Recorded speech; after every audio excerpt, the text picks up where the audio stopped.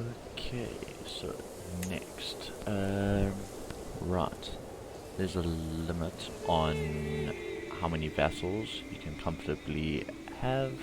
Um, yeah, I mean that makes sense. Obviously, you can't have too many of these guys under your control because then things might start getting out of control.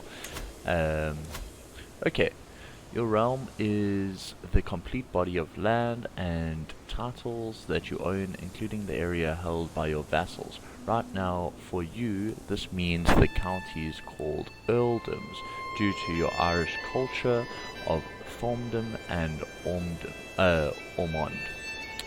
When domain is used, we are instead referring to the land that you own personally. So we personally own oh right, domain is this here that we're controlling, whereas the realm is this entire body over here. Okay, yeah, that makes sense, that's fine. When domain is used, we are instead referring to the land that you own personally without vassals, so only the Mond.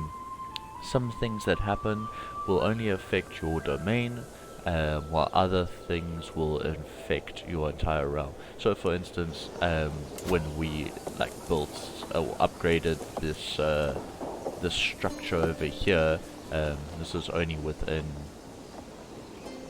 this area. Maybe I'm incorrect in saying that. Maybe that affects the whole realm. Um, but anyway, let's move on from there. Note that there is a limit on how much land you can hold personally before you start incurring penalties, the domain limit. So that's over here that we can see. And now that says 1 out of 5 holdings, but now something that I notice inside here is that these are holdings. So that means that we don't want to create too many of these here, extra ones. Then why does it not say that we have 2? I think holdings is the incorrect.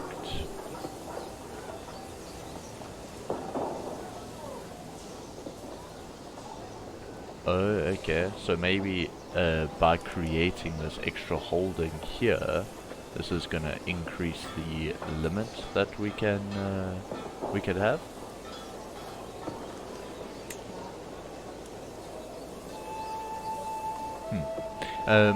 Okay.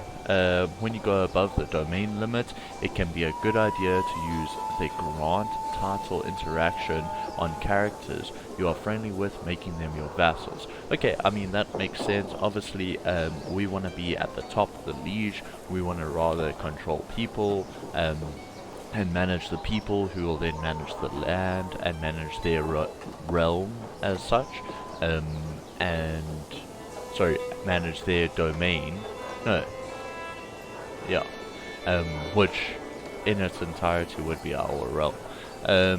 Okay, and obviously we want to keep them on side and friendly, which we can use schemes to sway them, etc., etc. As you have no spare title to give away, you cannot currently do this, but you would otherwise find it in your character menu, visible when you right click onto a character. So if we had to go on to say this guy over here, we could right click and there would be grant vassal. Cool, I understand. The council. Now this is going to be super important because obviously our vassals are going to want to be on the council. Cool, so councillors can be set to work and they can do all different things. You can change a councillor's task by clicking on a button near their portrait. So at the moment we've got religious relations. This will gain us piety, and the learning skill will be increased. Okay, or we have convert faith of county.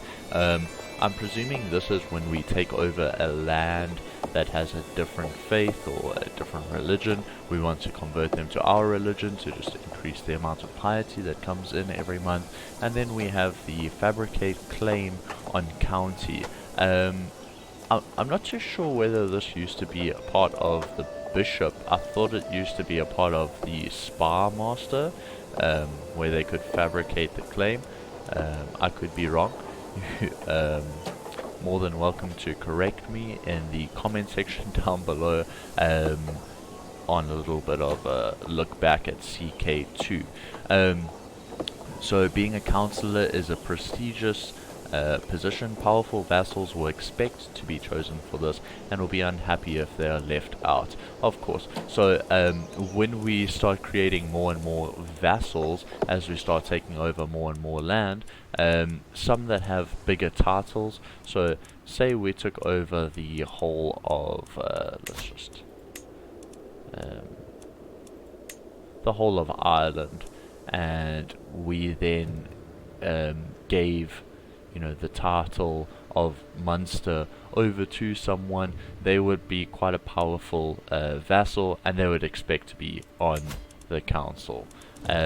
So I mean, that's quite understandable and expected. So let's see what they have to say as they talk about the council further here.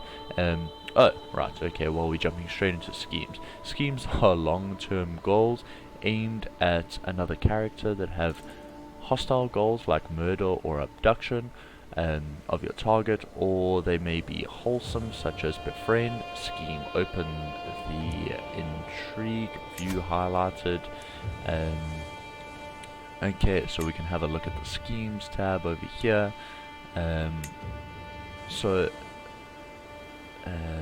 A good time to use a scheme might be when you find the line of succession not being as clear-cut as you would like. One way to get ahead is to simply remove the competition. Okay, a little bit hectic there. So I'm presuming, like, maybe your liege, you want to climb the ladder and you're quite ambitious, so you can scheme to murder that person. Or maybe you want a piece of land, you could scheme to murder that person. Or the other side of the coin is you could befriend the person, etc, etc. Cool. So quietly and with no witnesses, murder schemes come with the risk of discovery. If your attention goes awry, it will make your character unpopular, especially with your target. Yeah, because I mean, there's nothing better than finding out someone wanted to stab you in the back, poison your mead or whatever, or kill you on a hunt, and yeah, I mean, that's definitely not gonna transpire into friendship. So the sway scheme is made to increase the opinion someone has of your character. Let's try it. Open the counselor view. Okay, so you can see our bishop over here. He's got a -4 opinion of us, and we do not want that. We want to sway him over. We've got a 60% of this working, and it'll take 22 months for this to eventually hit that succession rate. So let's start the scheme. I'm not too sure exactly how we are starting to sway him to be our friend.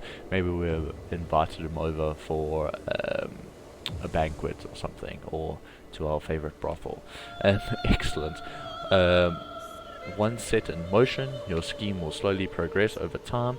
The time before a conclusion is reached will vary depending on its succession chance. As we saw there, we had a 60% succession chance, which can be affected by relevant skills, in this case affected by diplomacy. So what would be quite nice is we do have our queen over here, and she can help us out with diplomacy. Where are you? Diplomacy. Yeah, so she could add to this just in total. At the moment she's on chivalry because she's got a +7. I would say actually let's get a nice spread. We get the +1, we get +2 plus, so yeah, it's spreading across everything, as opposed to in chivalry where it's just a hard +7, which is a good stat. But I think let's swap her over to that. You can see there he immediately dropped from a -4 to a -2, which is pretty cool. Okay, cool. So excellent. Once it's set in motion, your scheme will slowly progress over time. Okay, cool. We read that. If you are unhappy with your scheme, you can always cancel it by clicking Abandon Scheme button next to the scheme. So let's check it out in the Schemes tab. We can see here now this is moved from a 60% chance to 62% chance, just with that one little change that we did. So we can see that that position is quite powerful, having your wife help you out with things across your entire realm. That's super powerful, especially if potentially we're going into wartime, and fortunately enough, actually, our wife has a pretty high martial skill, so should be able to help us out quite a lot. You can see ours has jumped up to 22 there, so that's excellent, as it says there, excellent. So this is trying to say to us that we can abandon this at any time, but I don't think we need to abandon. To be honest, this is a positive scheme. This is a positive sway. We're trying to put them in the positive instead of having a negative opinion towards us, which is because of short range. So that's quite dumb, you know, to be honest. Like, please, we've only been on sitting on the seat of power for a little bit, so they have this negative opinion towards us. Let's move forward. Let's see. Secrets. Sometimes schemes can give rise to secrets. If you catch someone trying to commit murder, it's probably in their best interests to make sure you keep it quiet. Okay, cool. So this is quite cool. For instance, if we, I think this also applies very much to within the counselors. We've got the spy master who has find secrets. This action that they have over here, so they can be currently just working within our area, finding secrets out, and that's going to assist with say Desmond wanted to, the ruler of Desmond, he had a scheme that he wanted to overthrow us because he wanted to take over this big area and take on the title of Munster. So then now he's plotting to murder us. So yeah, there would be secrets, and we can find that out. If we do find that out, that's just going to assist us, you know, at the end of the day, with... Let's actually... Send your spy master to find secrets on the earldom of Desmond. Okay. Yeah, I mean, why not, you know? So, if we find something interesting, we can use that against them as a hook. So I think that's exactly what's explained here. Sometimes schemes give rise to secrets. If you catch someone trying to commit murder, it's probably in their best interest to make sure you keep quiet. You can also blackmail them to gain a hook. Hooks represent a favor you can call in with particular characters, encouraging or forcing them to do your bidding. So there's a lot of things that you can do within CK, within just the brand CK. I'm not too sure about CK3 specifically what we can do. There might be a lot more, might have delved a lot more into the types of things that you can do, but blackmailing for one, we could get money from them. In the whole hook side, I remember in Crusader Kings II, from what I've seen, it used to be called favors, now it's called a hook, and we can use these to potentially like create and forge alliances, in the sense of we could call in a favor and marry off one of our children to someone quite important. So those things can be super powerful, but you have to have that mindset. You have to be in the right thought pattern, and there's a lot going on in this game. So we'll see if we can, create these moments of opportune where we can get in there and play a good hook, the ace up our sleeve, so to speak. As you play, you'll find many different ways to gain and use hooks. When you start playing, experiment with it. Next, let's pretend you have managed to get a hook on your vassals. Inspect the hooks in the secrets tab. Okay, cool. So inside here, I think it says inspect the hooks and secrets. Oh, let's pretend. They could have like put in, some kind of hooks on me. Oh, hooks you hold. They should have put in some kind of like mock content here as like an example. But anyway, okay, we see it. Is that it? Okay. Oh, right. There we go. There's the mock content. This weak hook can be used for a number of things. One is to increase the obligation of the feudal contract you have with your feudal vassal. To access this menu, change the feudal contract, or right click on the portrait. Okay, so I believe we can go into realm and we have the feudal contract there, or we could right click and we go down to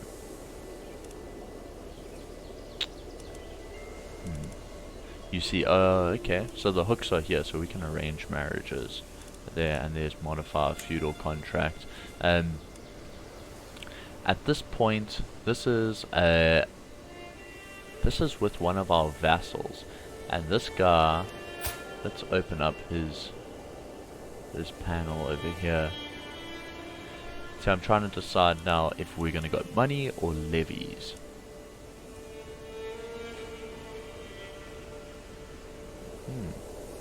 Oh, there's a whole bunch of stuff over here actually.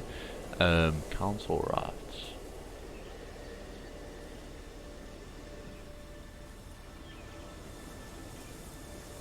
The demand council position interaction can be used. To be honest, I think I would prefer to... Money solves all problems. I mean, they say money can't buy happiness, but you know what? In this game, I feel like, especially because we're managing the this community here, and there's a lot of building, and there's a lot of like summoning up your levies and things like that. At the moment, does this guy actually even... How much does he even pay? Tax. Get 1.8 from him.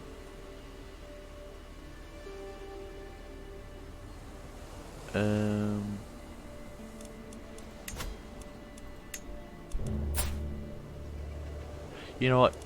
We've got 2.3 golds coming in. I'm not too sure. Will this tell us?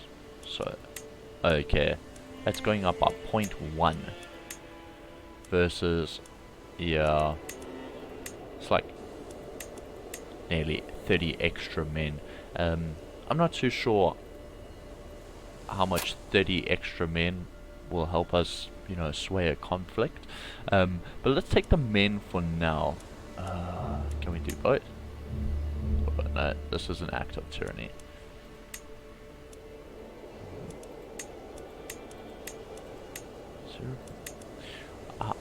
I need to have a look at these things more.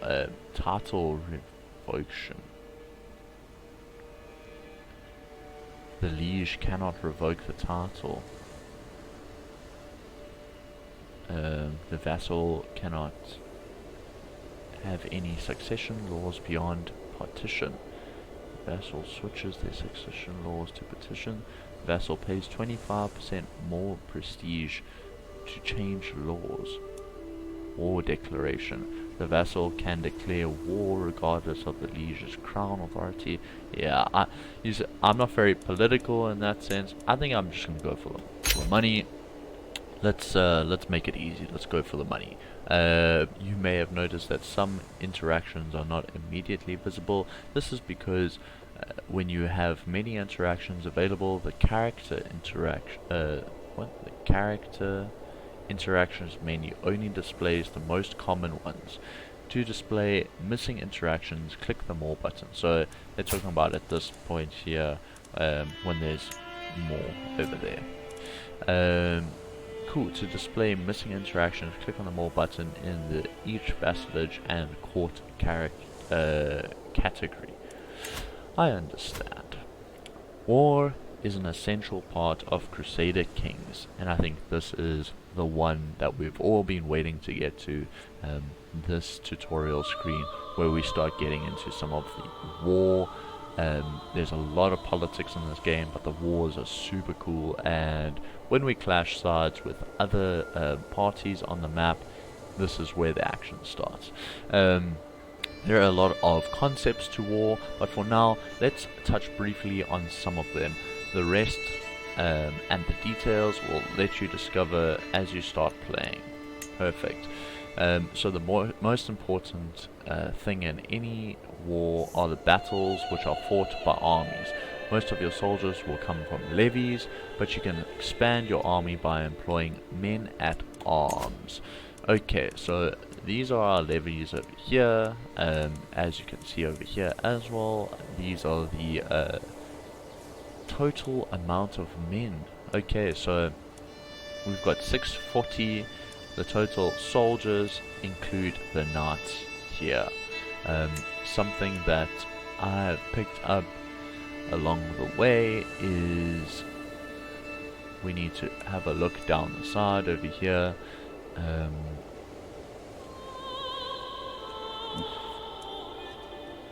0.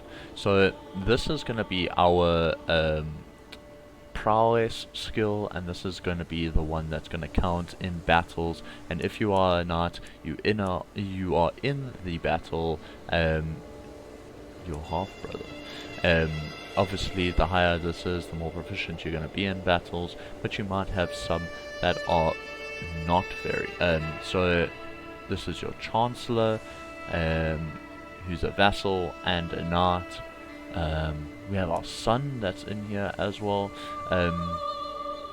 So some of these, like this, the chancellor, you don't want him to actually be a part of the wars, so we're gonna forbid him to be a knight, actually, just because he's got 6 prowess, and he's a chancellor, and there's a chance that as he goes into the war, he's gonna get killed, because the knights act as though they are your commanders, so they might be right on the front lines there, and they might get killed.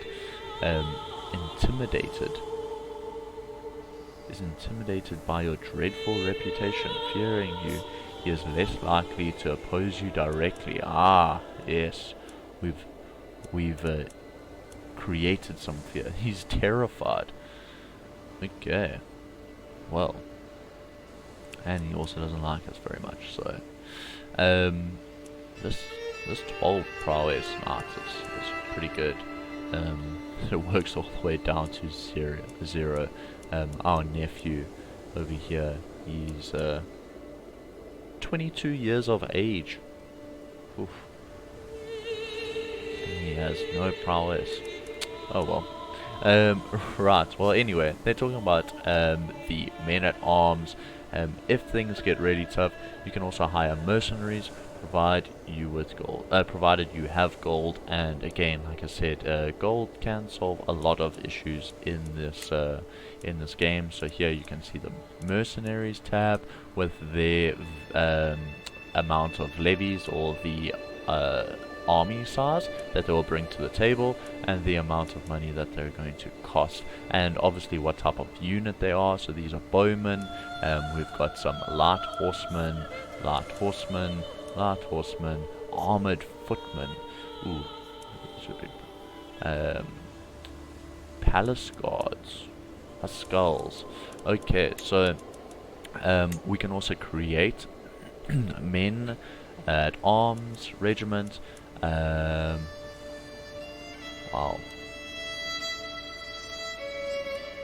And obviously these are going to cost us a certain amount of money. You know what? At this moment, I think the levies, also your levies are, the bulk of most armies is made of levies. Each holding provides a set number of levies to their holder. Vassals in turn provide a part of their levies to their liege. So Ormond at the moment, they're a vassal of ours, so they would provide a small amount of levy, and we saw that previously when we were using that hook to change the feudal contract. He would provide us with 90 odd men. So we've got the bulk of it, but these kind of feel like they look like peasants running in there. So I'm wondering if we get some bowmen. Yeah, let's bowmen counters. Bowman counters. These types skirmishes. Terrain efficiency in the hills and the forest. Okay. So full maintenance, they're gonna cost 0.6 every single month. That's when they are raised versus when they're unraised. We'll start with 5 soldiers and reinforce to 100. Oof. You know what? Why not? That's better than the peasants that we've got going on there, and you can see that that's dropped down there a lot. And we can see there's the monthly expenses. Men at arms, they're unraised at the moment, but that definitely does give us a little bit more, and obviously it goes all the way up to 100. Let's read a little bit more on knights here. A knight is a character that joins your army to fight alongside your soldiers during battles. Knights use their prowess skill, which we showed you just now, to fight more effectively. A high prowess means that they will be able to inflict more damage on the enemies and more likely to survive or even emerge from battle unscathed. A character cannot be a commander and a knight at the same time. Okay, so we have commanders and we have knights. Army commander. An army commander is a character in command of an army. Any of your courtiers or direct vassals can potentially be assigned as a commander, subject to age, health, and doctrines. In battle, the martial skill of the commander heavily influences the advantage. As long as there is a commander present, additional rolls will be made in attempts to increase the advantage. In addition, commander traits can provide an army with many different perks, both in and out of battle. Okay, so how exactly do we holy order? How do we get a commander within our?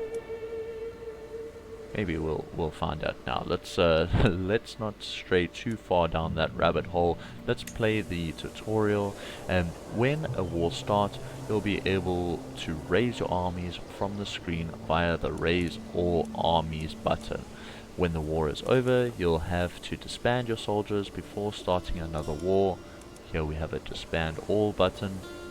Rally points are mustering grounds.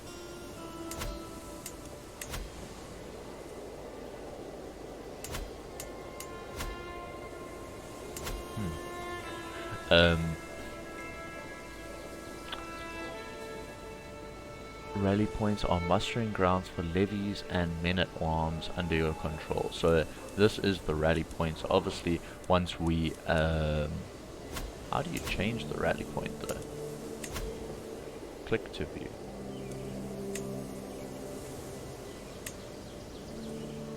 Not too sure.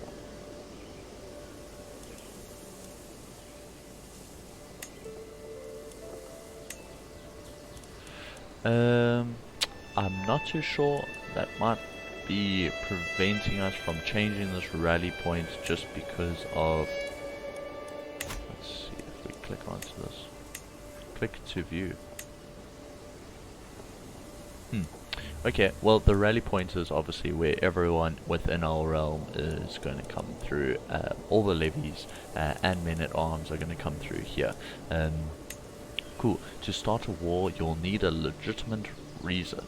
A casus belli against another ruler. There are various ways to obtain a casus belli.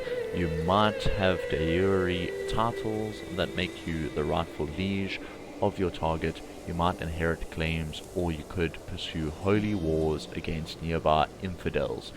Although these are the most common, there are dozens of different types of casus belli for you to discover and use as you play. Cool, so we could start wars on like so many different ways and reasons, but at this moment they're just talking about how we are potentially we have a de jure right to this section over here of Desmond to create the Duchy of Munster. Cool. Let's see. The easiest and most straightforward way to acquire claims is to use fabricate claim on county. This is something your court chaplain sees to through one of the counselor tasks. So just so that you guys can see that, we have the fabricate claim on county, so you can click that, and then we can click on any of these, and we'll be able to fabricate that claim and then start a war basically from there. Why is he at -17? He's got 10, minus 10 for impatient, times twice. Why is it times twice? Because he's being taxed.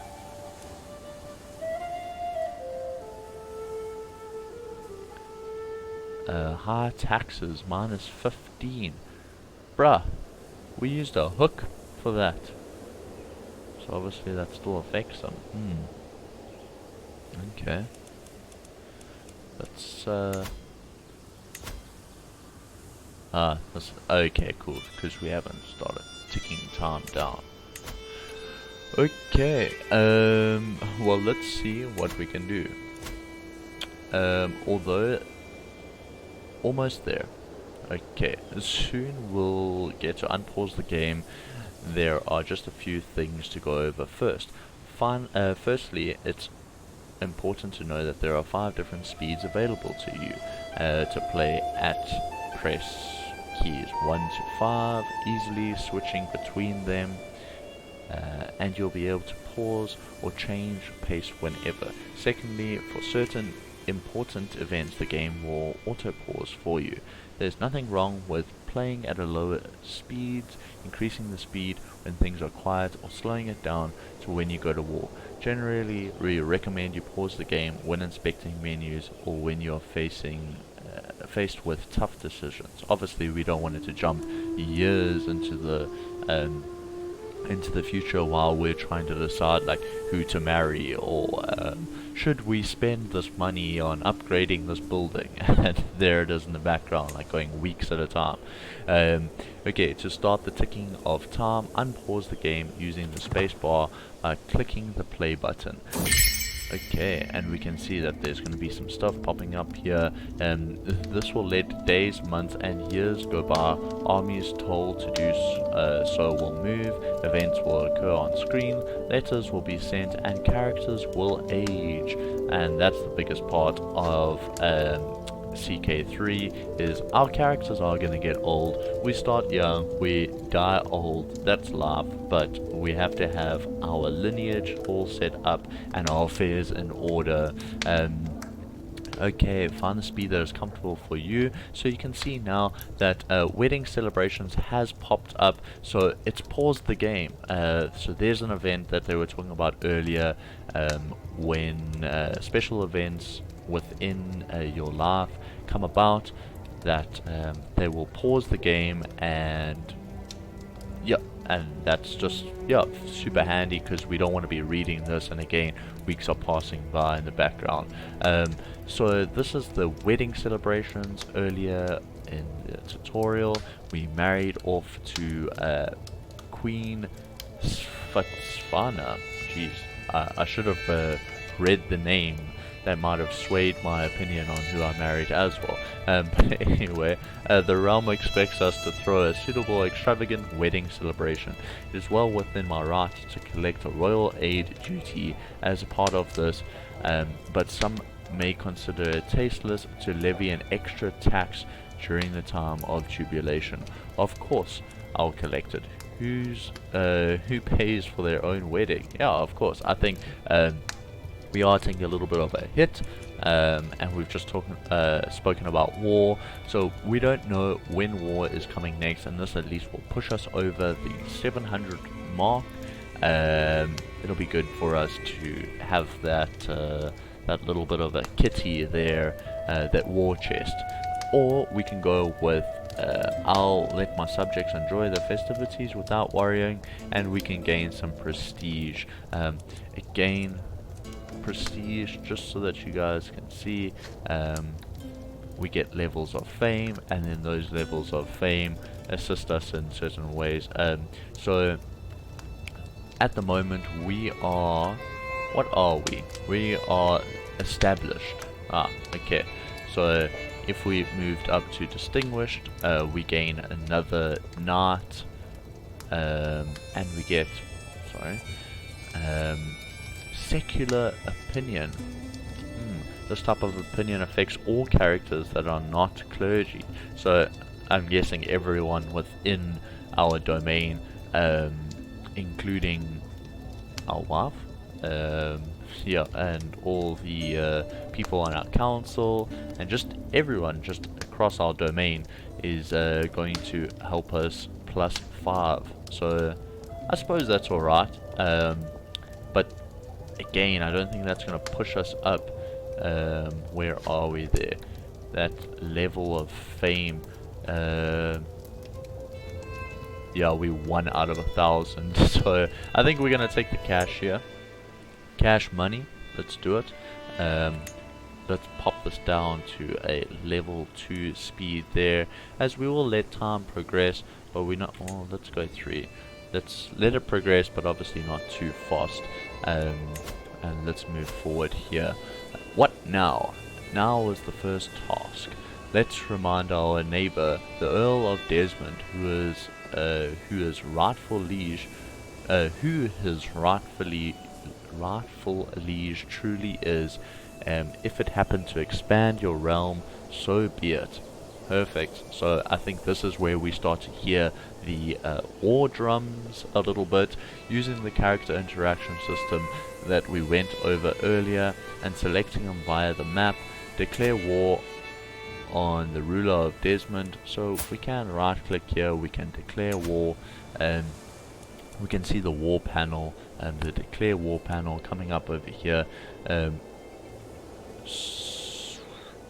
Declare war on the ruler of Desmond. You should already have the valid Casus Belli, as his title is de jure part of your realm. Okay, perfect. So this here is basically the Casus Belli is in simplest terms that I can kind of understand. It's like rules of engagement. Why are we going to war, and what is it going to cover? For more hands-on experience, we will now walk you through what happens in the flow of war. Greetings, nephew. Despite our best efforts, my agents have yet to uncover any secrets in the Earl. Okay, cool. So this was something that we sent our spy master off. Very well. Okay, well, we'll swap over there. Let's, we've got, seize the earldom of Desmond. So we want this because it is our de jure right, to have this and turn this into Munster.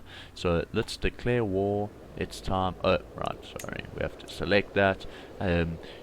What we gain. So you can see over here, and he will become our vassal if we win, obviously. It costs us. Why? It says spend 40. So it's going to cost us prestige. But now... Okay. Well, I mean, we have 310 prestige, but something to note, obviously, is that we can't just be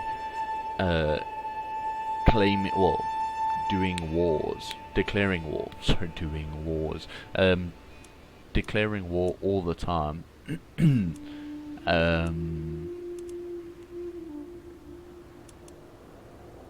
If you enforce your demands. Okay, so, oh, right, so this is quite nice, is it has their military strength there as well, so we can see, because we might have like a long list of different wars that we could be partaking in, so it's nice to have their summed up right over here. It tells us their military strength, their levy size, and their knights. So let's declare war. Boom. Here are the wars of the drums of war. We're gonna have to, well, let's just say I understand for now. Raise the armies.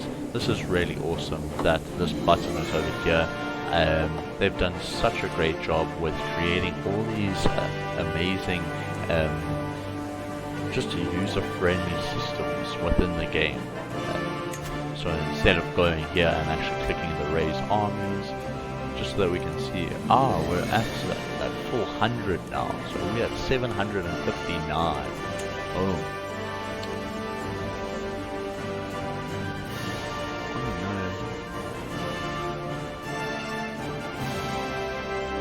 This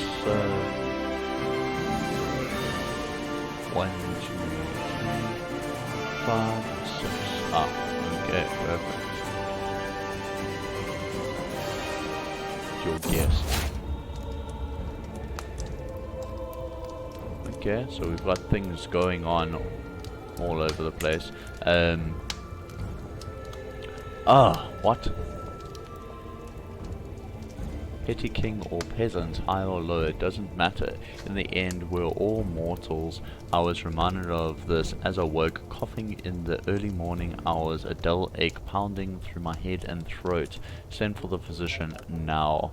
You gain the trait ill. Oh, I was like 3. Oh, damn it. Prowess -4. Oh, that sucks.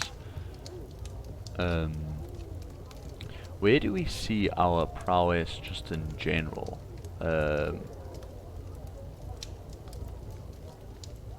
Here. No, that's dread. That's gold. Prestige. Piety. Here's our prowess. Yes, terrible. Okay, well, send for the physician. There's nothing we can do about that right now. Let's pause, otherwise we might burn the damn city down. Okay, so you have successfully declared a war. Next, you should rally your armies. A button has appeared at the bottom of your screen to help you, but you can also do this from your military view, as I showed you just now. Whenever your rally point is, in this case Thomond, that's where your, well, let's see, how do you change the rally point for that?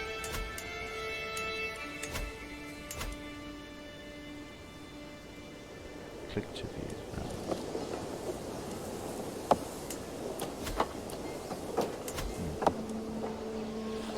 Not too sure. Note, you will have to unpause the game by pressing spacebar if your army is together. Okay, cool. So we can raise the army, but we will have to push the spacebar, and there we can see 800. Wow, this has gone up quite a lot.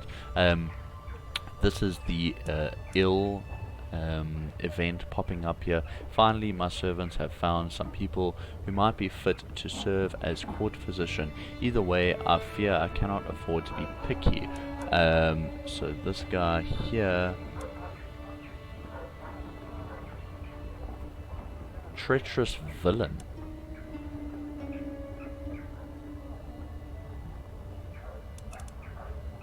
Oof.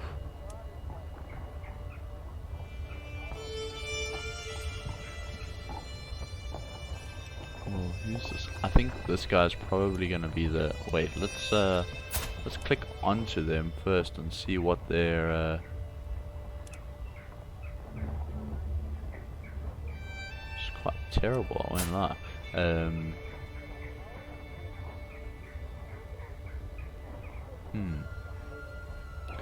I'm not too sure which stat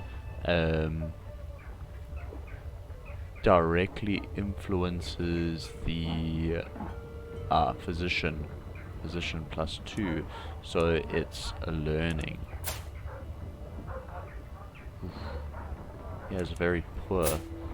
And this guy, but I don't like this. Treacherous villain will act against you and others according to personality, which is primarily determined by his personality traits. He has physician, astute intellect, callous, arrogant, paranoid. There's this guy. Greedy, calm, trusting. Oof, I don't know if I want to go with this guy. He is definitely the better option, but that treacherous villain, I don't like that at all. Anyway, let's go with this because I think, to be honest, this is just the tutorial, so we're not going to be worrying with that too much. Time for treatment. The time has come to treat your cold. While I am fairly certain a simple tincture would suffice, the choice is yours. What is a tincture? Do no more than what is necessary. It is too late for caution. Safe treatment might lessen symptoms temporarily and has few risks. Risky treatment may have great outcomes, but could also lead to worsened symptoms or permanent injuries. Oh god, it's just the flu, but let's just do even worse. Oh my gosh. Okay. Lowered his hand into a bucket and brought to my chambers. When it pulled it out again, a little fish was wriggling between his fingers. Open wide, he said, and dropped it in my mouth. I struggled not to retch as it tickled the back of my throat. Whatever was in that fish did nothing to improve my state. In truth, I think I feel worse. Go away, I want to rest.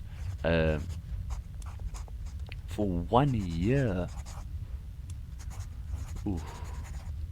Once in my prison, I can decide. Cards, put him under lock and key. Oh my gosh. This traitor deserves to die. Yes. What is this? Wrathful. Is wrathful good though? Minus, we get +3 martial. Minus. Oof.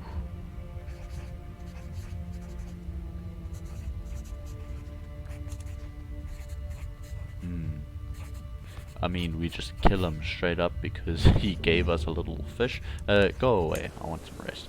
Anyway, let's get back to what we were actually doing here. To move your army, left click on the army on the map. Cool, so we've selected them. We're now age 41. Can we change the commander though? Ah, you lost. Okay. As I woke this morning and saw a ray of sunshine falling through my window, It took me a moment to realize I had slept soundly for the first time in weeks. I did not wake up coughing once. So I think we should have probably just gone with none of them, to be honest. Invite not.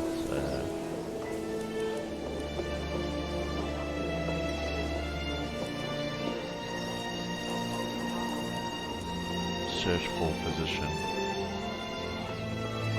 You can't do that when you are commanding an army. I want to know how to not command an army though. Could we go into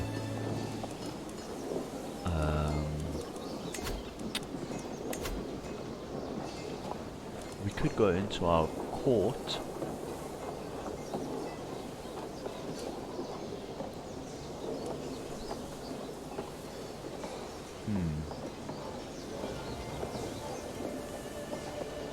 Our half-brother.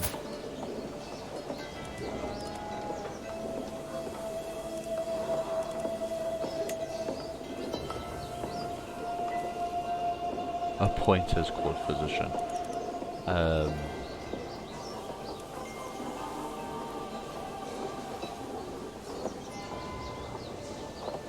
want to appoint the commander. How would you do that? Split off new army, split in half, split off hired soldiers, or disband army. Select new commander. Aha! I see, I found you. Okay. I just want to do this just because of the pure fact that we've been ill for a little bit. Our prowess is quite low. Although, actually, never mind. Let's have us as the commander. To move your army, left click on the army on the map, and then right click into the area you want them to go into. Perhaps the enemy capital, barony. Yeah, so we're just gonna go straight in there. If you order your army to cross across waters, it will embark, turning into a fleet. For now, let's stay on land.